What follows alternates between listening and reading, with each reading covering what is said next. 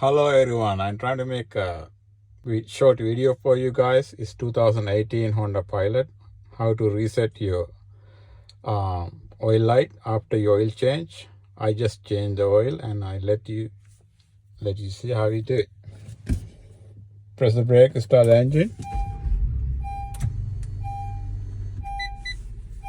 And only gonna use your right side, the reset section. You go arrow down, you see the B12 service light, then you go down to oil. Only have 5% left, and I'm gonna reset. Then hold the reset button.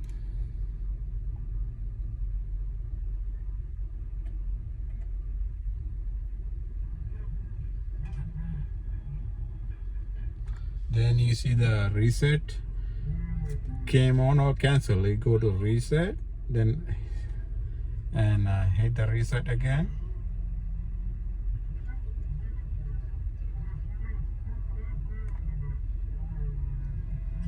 Reset completed. Then you see you get 100%. Thank you for watching. See you with next video.